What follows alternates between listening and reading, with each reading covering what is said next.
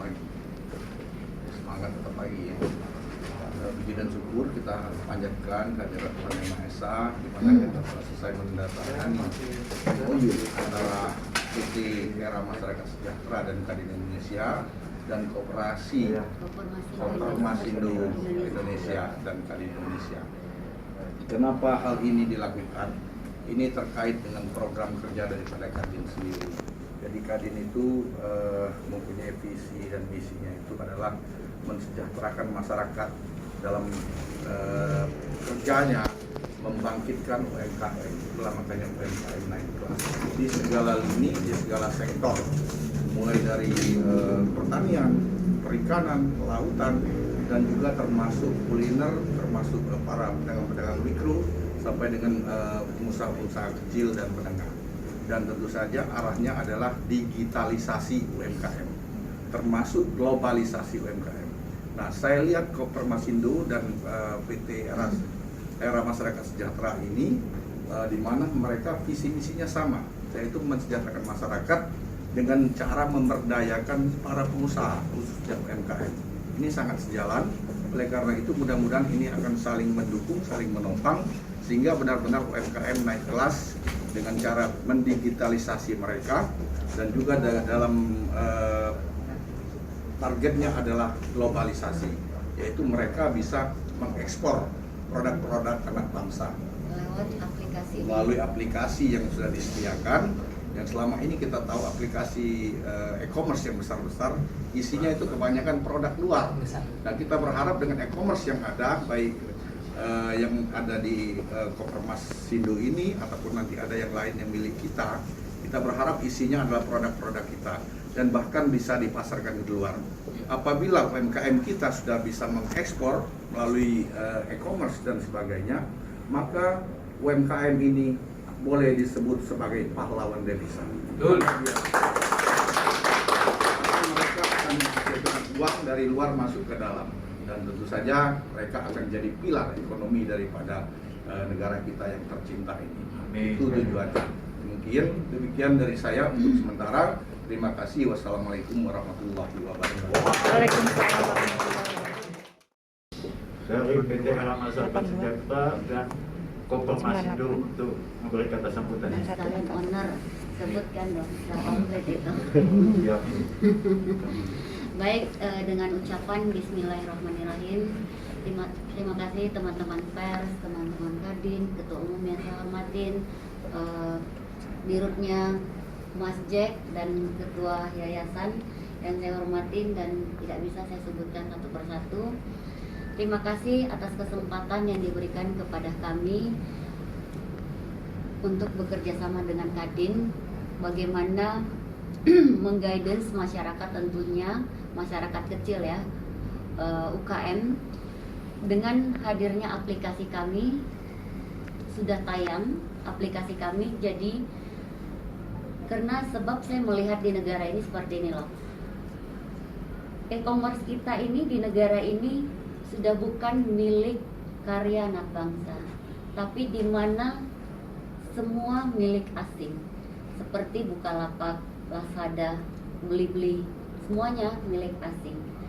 Jadi saya terpanggil membuat satu aplikasi di zaman pandemik ini, karena zaman digitalisasi ini tidak bisa kita hindarkan. Maka sehingga saya mempunyai satu inspirasi, e-commerce ini harus hidup, di mana kita harus menjual produk kerajinan tangan, tenun, dan seluruh kerajinan tangan yang ada di negara Republik Indonesia itu kita akan pasarkan lewat aplikasi ini. Maka demi itu kita akan bekerjasama dengan Kadin.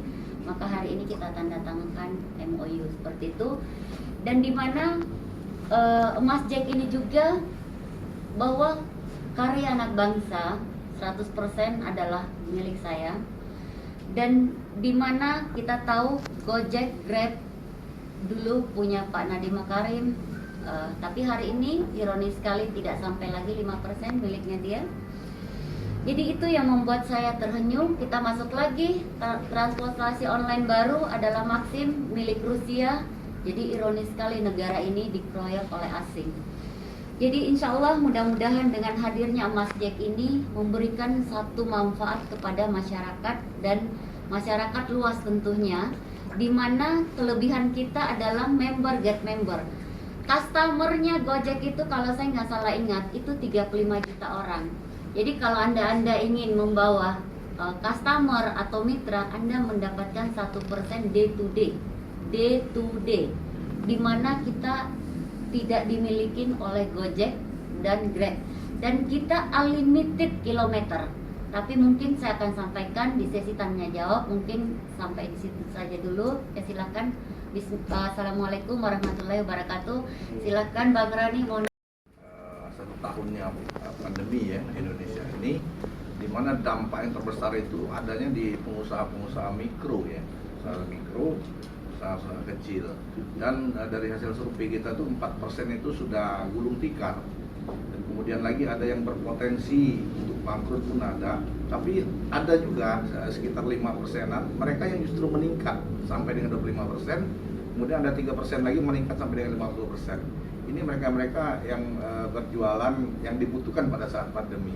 Umpamanya mereka menjualan alat-alat kesehatan untuk COVID ya, apakah itu hand sanitizer, apakah itu masker, apakah itu sarung tangan. Ini kan banyak sekali UMKM kita yang buat ini, dan justru mereka meningkat. Dan juga mereka yang berjualan makanan yang menggunakan sosmed, ini mereka juga meningkat ternyata. Ternyata ada yang meningkat.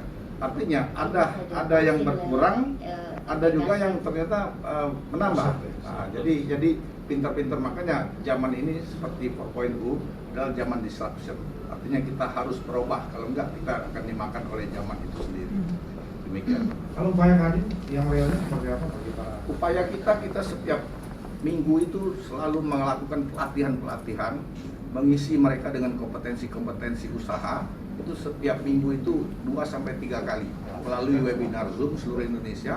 Bahkan kita juga melakukan marketing, pemasaran produk mereka selain di nasional juga keluar. Kita bekerjasama dengan diaspora luar dan ke kedutaan atas dan sebagainya. Dan kita bersyukur ternyata dari sekian banyak mereka yang input itu ada sekitar 25-30% ternyata mereka bisa ekspor walaupun dengan jumlah sedikit. Jadi jangan sampai dibayangkan kalau ekspor itu harus sekian kontainer. Dalam jumlah sedikit pun mereka bisa. Akhirnya dengan pengiriman saja melalui pesanan mereka itu bisa. Lewat Mas Jack.